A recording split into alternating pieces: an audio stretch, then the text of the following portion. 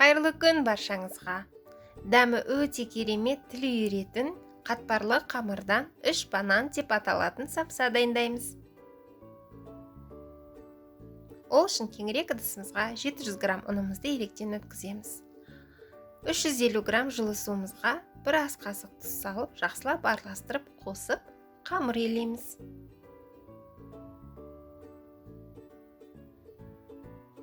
Қамырымызды жақсылап иін қандырып иілеп, бетін жауып, жарты сағатқа тындырып қоямыз. Тынған қамырымызды 2 бөлікке бөліп, жақсылап илеп аламыз.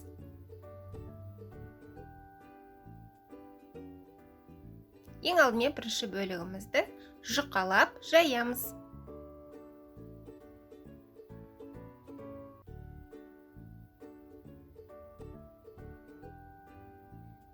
Әдемілеп жұқалап жайып алған соң, қамырымызды жинап алып қоямыз.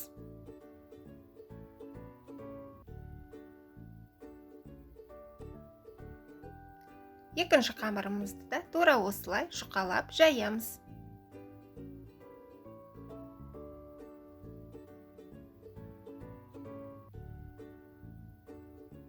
Осылай жұқа қылып, біркелкі қылып жайып алдық.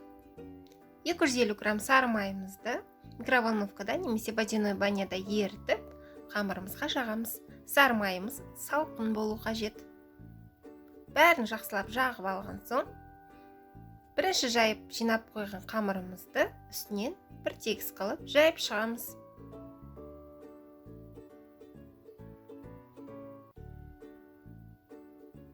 Арасында сәл ауа қалып кетті, ол ештеңе қылмайды.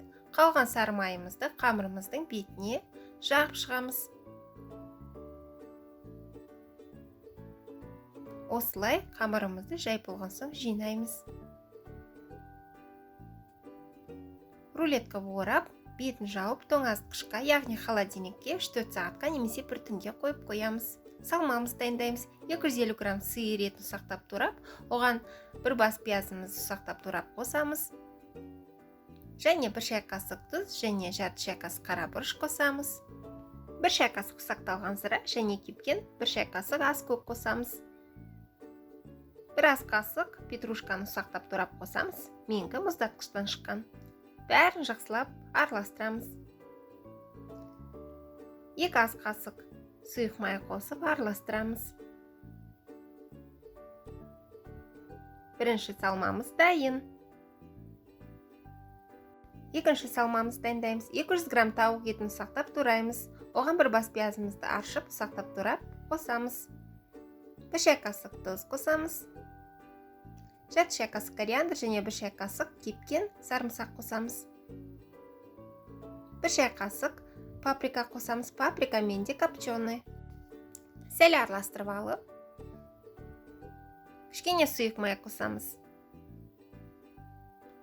Бәрін жақсылап араластырамыз. Екінші салмамыз дайын.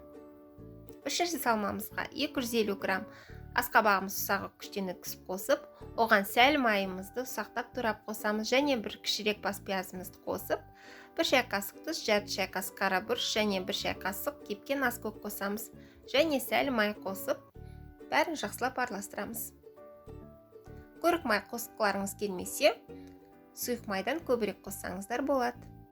Қамырымызды тоңазытқыштан шығарып, осылай ортасынан бір бөліп аламыз. Осындай сәл кішірек бөліктерге бөліп, жұқалап, сопақша етіп жайып шығамыз.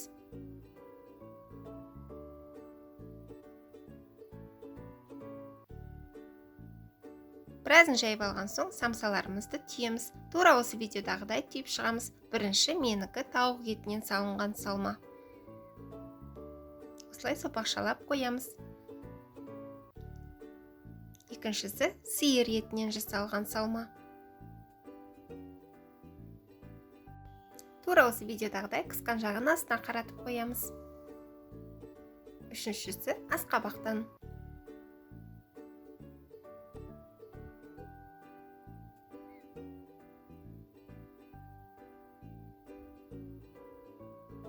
Осылай бәрін жинап шетін қысамыз. 3 бананға ұқсады. түсінікті болу үшін тағы да біреуін түйіп көрсетейін.